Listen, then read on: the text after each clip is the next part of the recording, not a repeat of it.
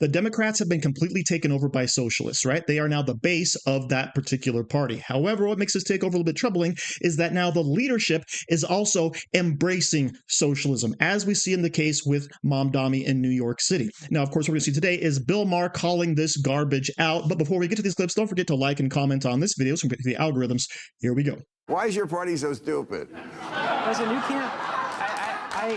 you can't lose 90% of American counties last November and say everything is going well. You can't, right? And the key to fixing things and to moving forward is to do that introspection, to do the hard look, which we have to do.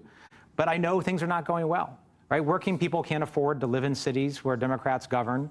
We have in too many instances not done enough to keep communities safe. There's a lot that we have to do differently. There's no doubt about it. And we have to have that hard look. I am right now, I'm the co-chair of recruitment for the House Democrats. So my job is to go out to Trump districts that we lost, and try to find candidates who can fight and win, right? Because I'm really interested right now in winning, right? This president. Everybody says that. This president is. Who is not interested in winning? Every day, I can't. Yeah, well, of course, everybody says it. We're all interested in winning. Of course, everybody says it. It's how, and what are we going to do? I think there are a lot of people actually who are not elected Democrats, but people who are part of the left on NPR, right? Like in defense of looting, or get rid of the police, or free grocery stores, which is now the official policy of the probable next mayor of New York City. Well, that's the thing. Yeah. So you see that it's seeping in now. It's seeping in now. Oh, it's been seeping for a while. Yeah. They're journalists. They're activists. Right. They're the academic left, the NGO sector.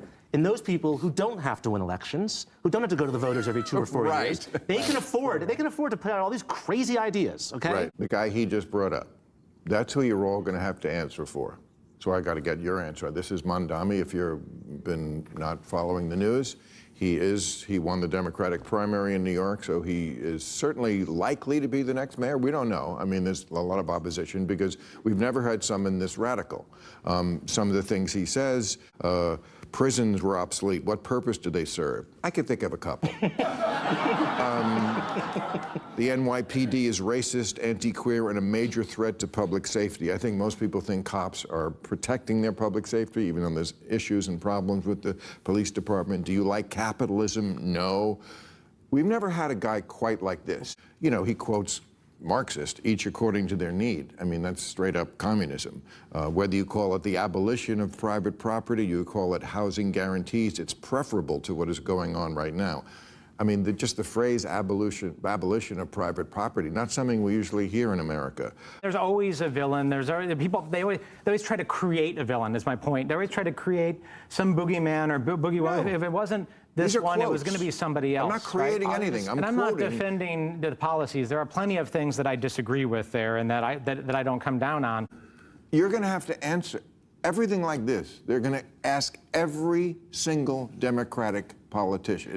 But the point being, we see this every cycle. I've now been doing this long enough to know that every single cycle, there's some contrived villain or boogeyman, and if it wasn't this one, he's not contrived. He's going to be the mayor of New York. The thing that I find the most appalling, which is that he defends the expression globalize the Intifada. Yes, correct. Which explicitly means, and I don't want to hear anyone deny this, it means kill Jews wherever and whenever you can find them. That's what that expression means. Everything that the crazy far right alleged about Barack Obama, wasn't born in America, Islamist, socialist, anti-Semite, hates America, it's all true about this guy, okay? It is all true about this guy. And the fact that this man is on the verge of becoming the mayor of the second largest Jewish city in the world is very frightening. And I'm actually really disappointed that more Democrats have either, are not coming out and condemning him and saying we're not going to endorse this guy because he is beyond the pale. He did actually come out this week and say that he shouldn't have used that language.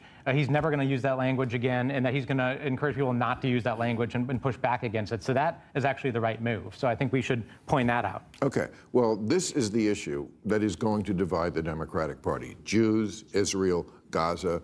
Now, let's not kid ourselves. Hamas does like it when their own people die. That is their strategy. I'm not saying Israel is blameless or Israel has done the right things here, but let's not forget that part of it. They do like it when their people die. Their strategy is to win the propaganda war, and of course, martyrdom is a big part of the religion. So I find it kind of ironic that Representative Jason Crow there says, you know what, I am in charge of actually trying to figure out how to win back those Trump districts. How do I get those Trump voters? How do we actually turn this around to Democrat wins? All right. And he points out a whole bunch of the problems the Democrat Party has right now, of course, with connecting with people who are feeling the pain, right? Because we just had 4 years of Joe Biden and absolutely nothing was done to help middle class Americans, all right? Absolutely nothing. Okay. But then we turn around and say, okay, let's talk about Mamdani. This guy's a complete socialist. This guy's a straight up communist. He uses that language. We know exactly what he stands for from all of his past statements. And the Democrats have fully embraced him. And as Bill Maher says, that's something the Democrats are going to be owning, right? They're going to be held responsible for that, for the shift to the far, far left that most Americans outside of New York City and California are not going to embrace. However, of course, when pressed on that fact, what does Jason Crow actually say? There's always a straw man, right? There's always a boogeyman that the Republicans are trying to make people afraid of. Yeah, but this guy actually said those, right? Bill Maher's retort is perfect. These are quotes I'm reading. We know exactly what this guy stands for, and he's actually pretty radical, right? Because he's out there spewing all the same propaganda as the Islamists. This guy supports the global intifada, the destruction of all Jews everywhere, okay? And when pressed on this fact, what's the defense that Representative Jason Crow offers up? Oh, he didn't really mean it. He's come out now and said, I would never use that language anymore. Okay, so we're totally going to believe him now, all right? Forget all of his past statements, forget all of his past videos, forget everything you know about this guy because now, 100%, he's turned around. So on one hand, this is all kind of disheartening because you have the complete takeover by the crazy socialist, Marxist, and now Islamic left of the Democrat Party. But on the other hand, you do have some people, at least like Bill Maher, saying this is a bridge too far. This is a bit too wacky, which of course makes me think there's a little bit of hope out there that the even keel Democrats will still put up a fight against the radical base. So thank you very much for watching. Don't forget to like, share, comment, subscribe, and say hi to your mom for me. पर बात ये नहीं है कि मैं क्या बनूंगा, बात ये है कि मैं क्या करूंगा हमारे कम्युनिटीज के लिए और हर एक न्यूयॉर्कर के लिए। मैं हमारे शहर को अफोर्डेबल बनाऊंगा। न्यूयॉर्कर्स मुश्किल से अफोर्ड कर रहे हैं रोटी, कपड़ा और मकान। मैं ये सब बदलने के लिए लड़ रहा हूँ। Rent free buses, universal child care और सस्ती ग्रोसरीज के जरिए। पर आपको एक सवाल पूछना चाहता हूँ। I've looked into his eyes. He's pure evil. Do you like t-shirts? Of course you do. And now you can support the channel by buying an Angry Teacher t-shirt designed by me, Angry Teacher. So if you like America, if you like freedom, if you like liberty, then go ahead and click the link in the description where all designs, of course, are 100% mother approved. So enjoy yourself and find something you like today.